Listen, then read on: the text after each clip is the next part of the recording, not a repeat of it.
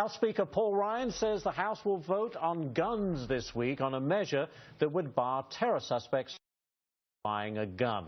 Our good friend, Congressman Louie Gohmert, Republican from Texas, is with us. Congressman, okay, Democrats calling the bill a gesture, quote unquote, and say they are planning to disrupt things again. What do you say? Well, I say that our Republican leadership made clear when they were violating so many, when the Democrats were violating so many of the House rules, many for the first time in the history of our Congress, our leadership kept saying, and especially to me, do not do anything to try to stop them. Just, we're wanting to ignore them.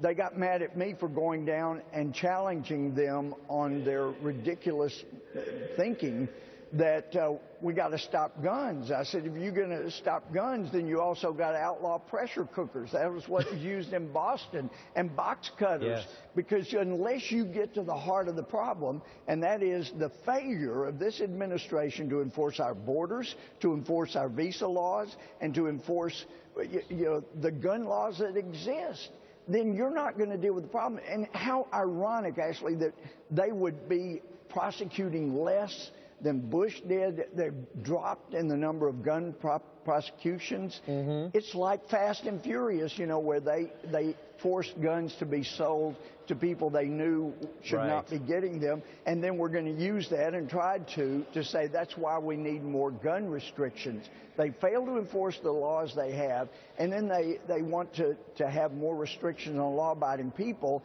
And what has happened, we were promised, Louis, there will be severe consequences for what the Democrats are doing. And now we see the consequences are, we're going to give you a vote like you asked for. That's not what I consider severe consequences. No. We're rewarding illegal, unruly behavior. That's wrong.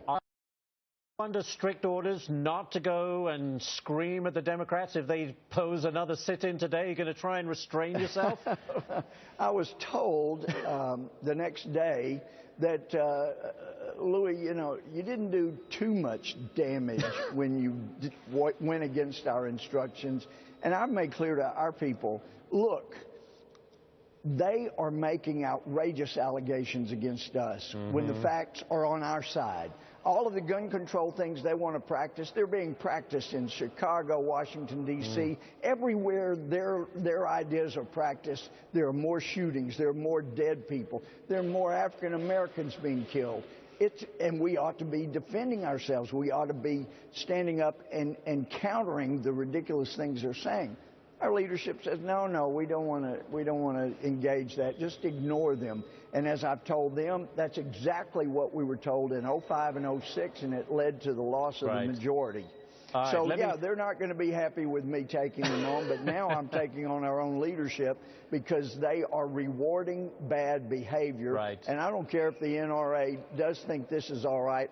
When I read this section, granting the Attorney General the authority to deny the sale, delivery, or transfer of firearms, explosives to known or suspected terrorists, I don't want to give the Attorney General any more power to restrict law-abiding Americans. And by the way, I haven't said this publicly, but a year and a half ago when I've been asked to speak at Cambridge and Oxford, I'm flying back, and as I'm going through Heathrow security, the head of that security there at that area came up and said, sir, we know who you are, but your own Homeland Security Department says we have got to do a thorough search. They went through every item in my bags. They groped me.